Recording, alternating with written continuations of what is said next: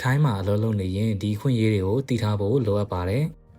မိတ်ဆွေတင်းကထိုင်းနိုင်ငံမှာနေ့စဉ်မနက်စောစောထားပြီးအလုပ်သွားနေတဲ့အလုပ်သမားတစ်ယောက်လားစက်ရုံမှာဖြစ်ဖြစ်စောက်လို့ရေးလုပ်ငန်းမှာဖြစ်ဖြစ်စားတောက်ဆိုင်မှာဖြစ်ဖြစ်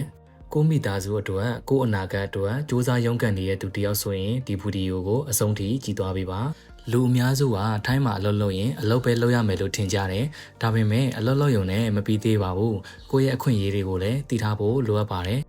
နံပါတ်1အချက်အနေနဲ့ပြောပြချင်တာကတော့လောအားကကိုအချိန်မှန်ရရှိပိုင်ခွင့်ဖြစ်ပါတယ်တင်အလုပ်လုပ်ထားတဲ့နေ့ရက်တိုင်းနာရီတိုင်းဟာတန်ဖိုးရှိပါတယ်အလုပ်ရှင်ကလစာပေးချိန်မှာနှောင့်နှေးတာဖြတ်တောက်တာအကြောင်းမဲ့မပေးတာတွေဟာအလုပ်သမားတစ်ယောက်အတွက်အခက်အခဲဖြစ်စေနိုင်ပါတယ်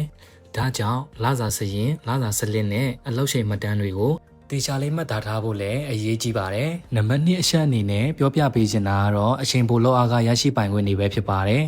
ပုံမှန်အလုပ်ချိန်ပြီးလို့ဆက်လုပ်ရတဲ့အချိန်ဟာတင်းရဲ့ကိုယ်ပိုင်အချိန်ဖြစ်ပါတယ်အဲ့ဒီအချိန်ကိုအလုပ်အတွက်အသုံးပြုရတယ်ဆိုရင်တင်းလုပ်အားကအတွက်တင်းတော်တဲ့အကျိုးခံစား권ရှိတင်ပါတယ်။ OT နာရီအချိန်ပိုကြေးတွေကိုကိုယ်တိုင်မှတ်သားထားတဲ့အကျင့်လေးလည်းလုပ်ထားတင်ပါတယ်။နံပါတ်3အနေနဲ့ပြောပြပေးခြင်းတဲ့အကြောင်းအရာကတော့ခွင့်ရများအကြောင်းဖြစ်ပါတယ်။ထိုင်းနိုင်ငံရဲ့အလုပ်သမားဥပဒေအရအလုပ်သမားတိုင်းမှာသတ်မှတ်ထားတဲ့ခွင့်ရများရရှိပိုင်ခွင့်ရှိပါတယ်။ခွင့်ရတွေကတော့နာမကျန်းခွင့်နှစ်ပတ်လည်ခွင့်အများပြည်သူရုံးပေးရနဲ့မိဖွားခွင့်တို့ပဲဖြစ်ပါတယ်။နံပါတ်4ချက်ကတော့လုပ်ငန်းခွင်မှာထိခိုက်ဒဏ်ရာရရင်အကူအညီရယူပိုင်ခွင့်ပဲဖြစ်ပါတယ်။အလုပ်လုပ်နေစဉ်မတော်တဆထိခိုက်ဒဏ်ရာရခဲ့ရင်အလုပ်သမားတိုင်းမှာအကူအညီရပိုင်ခွင့်ရှိပါတယ်။ဥပမာဈေးကူးသားစရိတ်ဝင်ငွေဆုံးရှုံးမှုထောက်ပံ့ကြေးပြန်လည်ကူးသားရေးစရိတ်နဲ့မတန်ဆွမ်းဖြစ်ခဲ့ရင်ရရှိနိုင်တဲ့ထောက်ပံ့ကြေးစတဲ့အကျိုးခံစား권တွေကိုရရှိနိုင်မှာဖြစ်ပါတယ်။ဒါကြောင့်အလုပ်ခွင်အတွင်းထိခိုက်မှုဖြစ်ပွားပါကသက်ဆိုင်ရာစာရွက်စာတမ်းများကိုတင်ဆက်ထားပြီးဈေးကူးသားမှုအကူအညီနဲ့သက်ဆိုင်ရာအခွင့်အရေးတွေကိုရယူနိုင်ပါတယ်